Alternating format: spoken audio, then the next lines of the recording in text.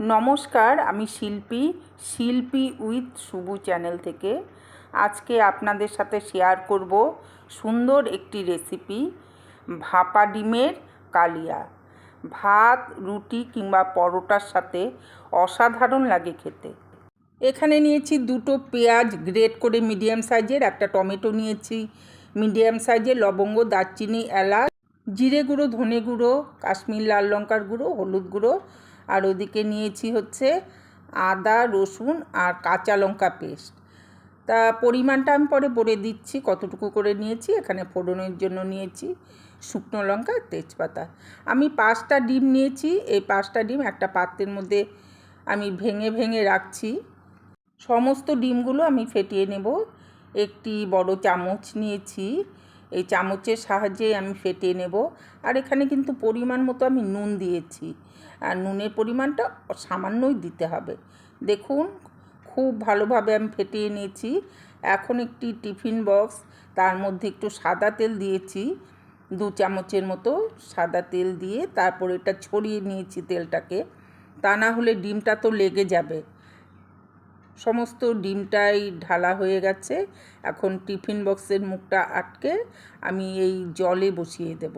আর জলের পরিমাণটা কিন্তু সামান্যই থাকবে, তা না হলে টিফিন বক্সের উপর দিয়ে জল উঠে যাবে আর ভেতরেও ঢুকে যাওয়ার সম্ভাবনা থাকে। তার জন্য জলের পরিমাণটা অল্প নিতে হবে। 10 মিনিট ভাপানোর পর আমি নামিয়ে নিয়েছি।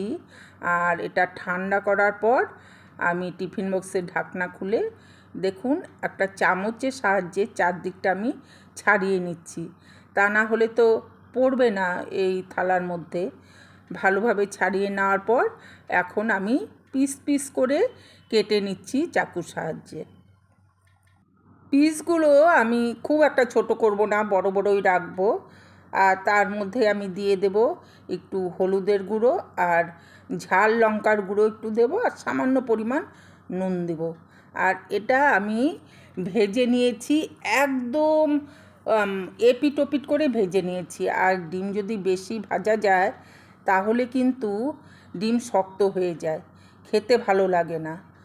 আর দুর্ভাগ্যবশত আমি ভিডিও করেছিলাম যখন এটা ভেজেছি ডিমের পিসগুলোকে, সেই ভিডিওটা হয়নি। যাই হোক, ভাজাটা পরে আপনাদের সামনে দেখাবো।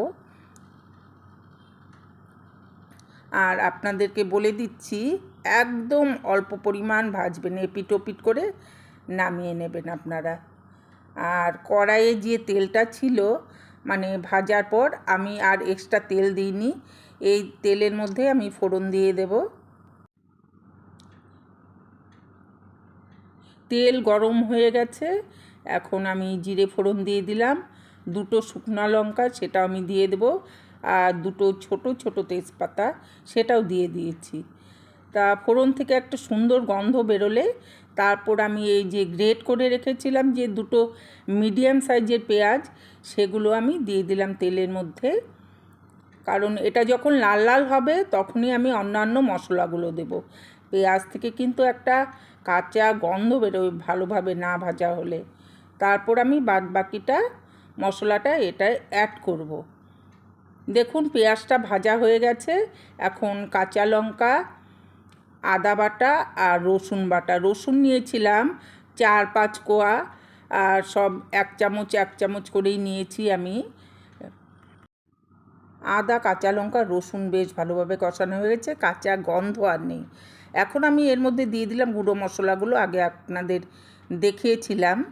ধনে গুঁড়ো, জিরে গুঁড়ো, তারপর হচ্ছে হলুদ, আর হচ্ছে কাশ্মীরি লাল লঙ্কার গুঁড়ো, এগুলো দিয়েছি 1 টিস্পুন করে। আর একটু জল দিয়ে আমি এটা ভালোভাবে কষিয়ে নেব। আর হ্যাঁ, দারচিনি, লবঙ্গ, এলাচ আমি ফোড়নে দিইনি, মিস্টেক হয়ে গেছে। আপনারা ফোড়নে ওটা দিয়ে দেবেন, খুব সুন্দর একটা গন্ধ বেরোয়। আমি গরম মশলা একটু বেশি করে দিয়ে নেব। আর এখন দিয়ে দিলাম ওই যে কুচিয়ে রেখেছিলাম একটা মিডিয়াম সাইজের টমেটো, সেটা দিয়ে আমি ভালোভাবে কষিয়ে নেব। তার জন্য আমি ঢাকনাটা দিয়ে দিলাম, লো আঁচে রেখেছি। আর এদিকে 3 টিস্পুন আমি এখানে দই নিয়েছি, তার মধ্যে দিয়েছি সামান্য পরিমাণ নুন দিয়েই কিন্তু সবসময় দইটা ফেটাতে হয়, আর তা না হলে মশলার মধ্যে দিলে অনেক সময় কি হয়, ছানা কেটে যায়। আর এই মশলাটাও ভালোভাবে ভাজা হয়ে গেছে। এখন আমি দইটা এখানে দিয়ে দিয়েছি, আর দেখুন দই দিয়েও ভালোভাবে কষিয়ে নেব। আর কষানো প্রায় হয়ে গেছে, দেখুন তেল ছেড়ে দিয়েছে। আর এখন দিয়ে দিলাম সামান্য পরিমাণ নুন আর মিষ্টিটা ব্যালেন্স রাখার জন্য তো দিতেই হয়। আর হ্যাঁ, ডিম ভাপার পিসগুলো যে ভেজে রেখেছিলাম আপনাদের সাথে শেয়ার করা হয়নি, কারণ ভিডিওটা হয়নি। যে ডিমগুলো যে পিসগুলো ভেজে রেখেছিলাম ভাপা ডিমের, সেগুলোই যে এখন দিয়ে দিলাম মশলার মধ্যে। আর দিয়ে দিচ্ছি কসুরি মেথি। এত সুন্দর একটা গন্ধ বেরোয় এই কসুরি মেথি দেওয়ার পর। আর তার মধ্যে দিয়ে দিয়েছি পরিমাণ মতো গরম মশলার গুঁড়ো। এই গরম মশলার গুঁড়োটা কিন্তু আমি বাড়িতেই তৈরি করি। খুব ভালো একটা সেন্ট বেরোয়, সুন্দর একটা সেন্ট বেরোয়। আর এখন দিয়ে দিলাম গরম জল। দেখুন সামান্য পরিমাণ আমি জল দিয়েছি। আর দিলাম কাঁচা লঙ্কা 3টে, মাঝখানে একটু চিড়ে দিয়েছি।